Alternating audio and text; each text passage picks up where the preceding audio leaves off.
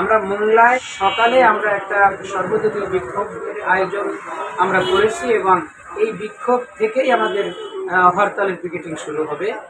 মোংলা পৌর শহর এলাকা, বন্দর এলাকা, তারপরে দিগরাজ এলাকা সহ গুরুত্বপূর্ণ জায়গায় আমাদের পিকেটাররা সার্বক্ষণিক হরতাল বাস্তবায়নের কর্মসূচি পালন করে। যে নির্বাচন কমিশন কর্তৃক বাগেরহাটের 4টি আসনকে কমিয়ে 3টি আসন করা হয়েছে, যে কারণে বাগেরহাট জেলার সর্বস্তরের মানুষেরা খুশি উঠেছে। আমরা মনে করছি যে বাগেরহাট জেলার মোংলা বন্দর হচ্ছে বাংলাদেশের একটা হার্ট। এখান থেকে রক্ত সাপ্লাই হয়ে সারা দেশে সতেজ থাকে, কিন্তু সেইটার উপরে একটা হস্তক্ষেপ বাস্তবায়ন করছে নির্বাচন কমিশন। আমরা এর প্রতিবাদে ইতিপূর্বে আমরা হরতাল অবরোধ সহ সকল কর্মসূচি দিয়ে আমরা নির্বাচন কমিশনকে অবহিত করতে চেয়েছিলাম, কিন্তু নির্বাচন কমিশন শেষ পর্যন্ত আমাদের কোনো দাবির প্রতি কর্ণপাত না করে তারা গেজেট করে এই আসন কমিয়ে 4টার জায়গায় 3টাতে নামিয়ে এনেছে। এর প্রতিবাদে আজকে সারাদিন লিফলেট বিতরণ কর্মসূচি ছিল। বাগেরহাট জেলার সর্বদলীয় সম্মিলিত সংগ্রাম কমিটির সিদ্ধান্ত মোতাবেক আগামীকালকে 8 তারিখে জেলায় এবং সকল থানায় হরতাল থাকবে।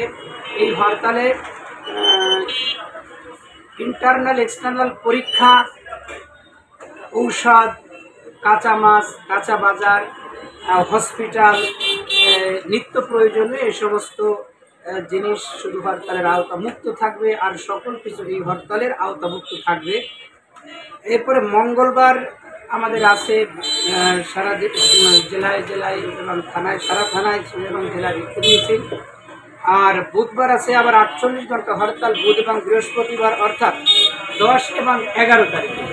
আমরা এই কর্মসূচির সাথে বাগেরহাট জেলা সহ দেশের সর্বস্তরের মানুষকে আমাদের দাবির সাথে একাত্মতা পোষণ করে আমাদের দাবি আদায়ে সহযোগিতার জন্য আমরা আহ্বান করছি। মোংলা উপজেলা সর্বদলীয় সম্মিলিত সংগ্রাম কমিটির পক্ষ থেকে আমরা নেতাকর্মীদেরকে এই কর্মসূচি বাস্তবায়নের জন্য আমরা তাদেরকে বার্তা দিয়েছি এবং আমরা আশা করি যে এই কর্মসূচির মাধ্যমে নির্বাচন কমিশন আমাদের দাবির পুনর্মূল্যায়ন করবেন। আর হরতাল এবং এই কর্মসূচি বাস্তবায়নের ক্ষেত্রে কোনো নিরীহ মানুষ যেন কোনো ধরনের ক্ষতি বা হয়রানির শিকার না হয়। পরীক্ষার্থী, ঔষধবাহী গাড়ি বা জরুরি পণ্য, কাঁচা মাল, কাঁচা মাছ, সবজি, এই ধরনের কেউ যেন কোথাও হয়রানির শিকার না হয়। পরীক্ষার্থীরা, পরীক্ষা নিয়োজিত শিক্ষকরা যেন কোনো হয়রানির শিকার না হয়, আমরা এটা বলে দিয়েছি।